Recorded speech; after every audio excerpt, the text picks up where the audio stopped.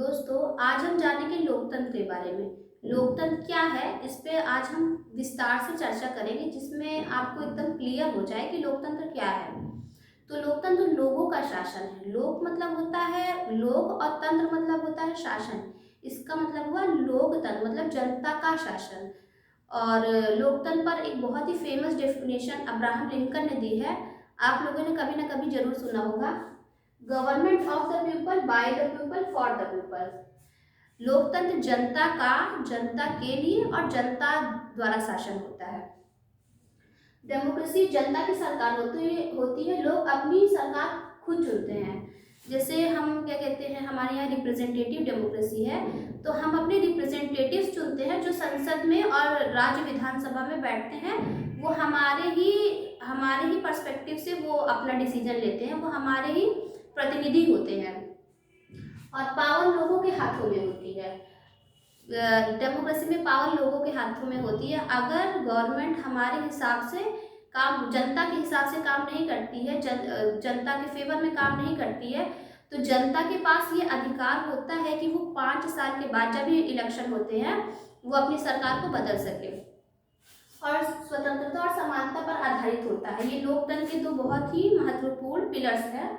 और types of democracy की बात करेंगे तो टाइप्स ऑफ डेमोक्रेसी में डेमोक्रेसी दो प्रकार की होती है। एक डायरेक्ट डेमोक्रेसी होती है, एक इनडायरेक्ट डेमोक्रेसी होती है। अगर डायरेक्ट डेमोक्रेसी की बात करें तो आज के समय में कुछ स्तर पर स्विट्जरलैंड जो है वहाँ पर डायरेक्ट डेमोक्रेसी है।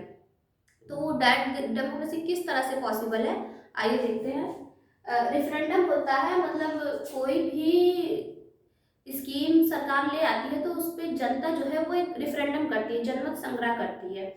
तो इस तरह से। और रिकॉल मतलब जो भी गवर्नमेंट के जो अधिकारी होते हैं, जो भी गवर्नमेंट ऑफिशियल्स होते हैं, वो जनता के अगर मन मर्जी काम नहीं करते हैं जनता के फेवर में, तो जो जनता होती है वो जो गवर्नमेंट ऑफिसर्स होते हैं उनको बुला भी सकती है। और सिटीजन इनिशिएटिव्स, जो डायरेक्ट डेमोक्रेसी में जनता का बहुत बड़ा रोल होता है, क्योंकि एक तरह से जनता ही शासन करती है रिफरेंडम के माध्यम से और इस तरह से।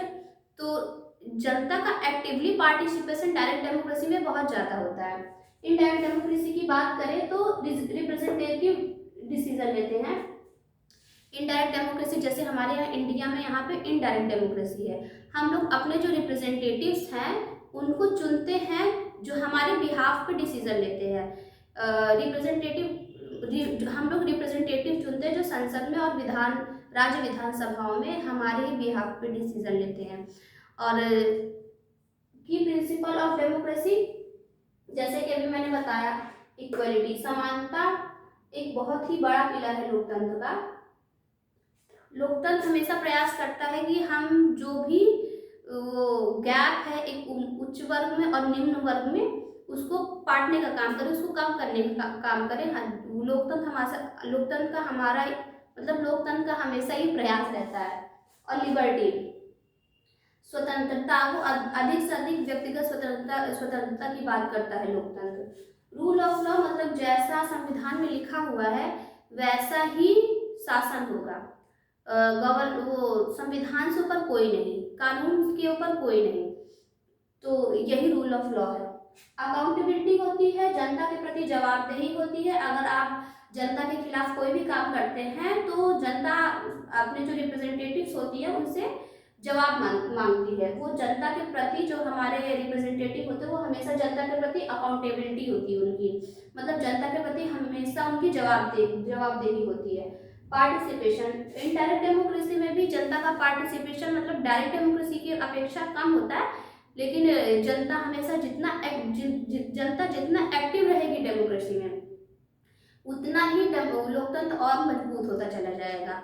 जनता का एक्टिवली पार्टिसिपेट करना और जनता का राजनीतिक रूप से जागरूक होना भी बहुत जरूरी है डेमोक्रेसी के लिए। इंडिया को वर्ल्ड्स लार्जेस्ट डेमोक्रेसी कहा जाता है। जब हमारा संविधान लागू हुआ था 1950 में, तब से लेकर अब तक हम एक बहुत ही अच्छा एग्जाम्पल है डेमोक्रेसी के। और रेगुलर इलेक्शन होते हैं हमारे यहाँ, और इंडिपेंडेंट जुडिशरी है, फ्री और फेयर इलेक्शन होता है। और जुडिशरी जो है वो हमारी एक बहुत ही बड़ा रोल प्ले करती है डेमोक्रेसी में। उस सरकार का इसमें कोई भी हस्तक्षेप नहीं होता है। तो हमारे यहाँ एक मतलब इंडिपेंडेंट जुडिशरी है। Free media, active civil society. Free media की बात करें तो इंदिरा गांधी के समय में 1975 में जब इंदिरा गांधी ने आपातकाल को लागू किया था, तब वहाँ पे मीडिया को बैन किया जा रहा था। जो अगर वो गवर्नमेंट के खिलाफ बात कर रहे थे या गवर्नमेंट के खिलाफ कुछ छाप रहे थे न्यूज़ में, अगर कुछ भी न्यूज़ ला रहे थे गवर्नमेंट के खिलाफ, गवर्नमेंट, तो वहाँ पे मतलब एक मीडिया को वो करने की, लिमिट करने की कोशिश की गई थी। अगर थोड़ा कुछ बात करें तो आज के समय में भी मीडिया जो है वो गवर्नमेंट की आलोचना नहीं करती है, उनकी क्रिटिक नहीं करती है।